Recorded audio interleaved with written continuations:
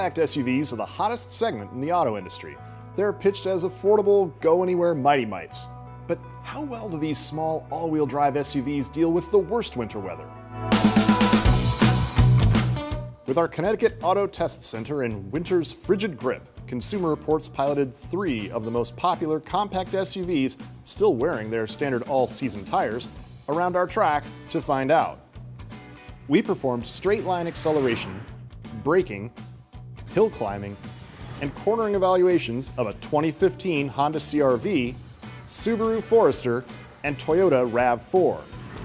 What we found is that not all all-wheel drive systems are created equal. Vehicles reflect a complete system. Their tires, stability control, and all-wheel drive setup determine how well they perform in the snow. Our judgments reflect our actual experience over weeks of driving in different snow conditions, but there are variables in snow texture, consistency, and traction based on changing temperatures, as well as how many vehicles drive through the snow. That makes repeatable tests difficult to create. That said, we performed exhaustive evaluations over weeks of the worst winter in New England's recent history, and we found a clear winner in our examination. In acceleration tests from 0 to 60 miles an hour, all 3 vehicles were several seconds slower in the snow than on dry pavement, obviously.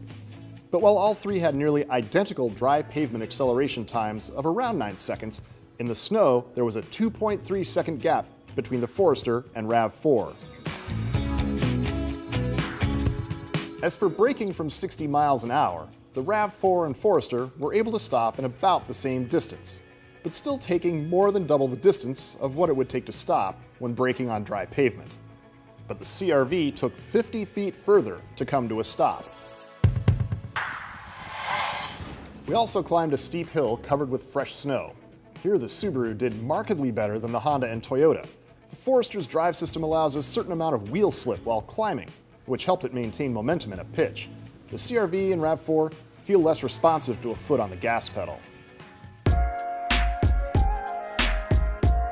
But the real differences appeared when we drove the SUVs around our unplowed handling course. The Subaru cornered the way people expect an all-wheel drive car to drive. We could feel the power being directed to all 4 wheels at different times to help stay on course. It felt well balanced and allowed us to make mid-corner adjustments without losing traction. Stability control wasn't overbearing, but helped when needed. By contrast, the Honda felt like a front-wheel drive car. It required more driver input and would initially continue straight rather than steer through a corner. But it could be persuaded to rotate by lifting quickly off the throttle and giving it a stab of steering input.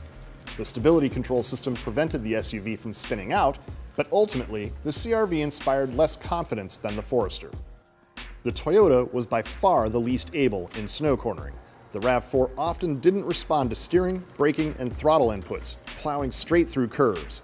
An all-wheel drive locking feature sends equal power to the front and rear wheels, but it disengages at 25 miles per hour. The only solution that really worked was to slow down to a crawl before reaching a corner. In our evaluations, the Subaru Forester was the clear winner, but don't just take our word for it. In our survey of nearly 50,000 subscribers who drove for more than 6 days in the snow last year on their original all-season tires, 3 Subarus, including the Forester, topped our list as best in snow. For more on how all-wheel drive vehicles perform in winter weather, check out consumerreports.org.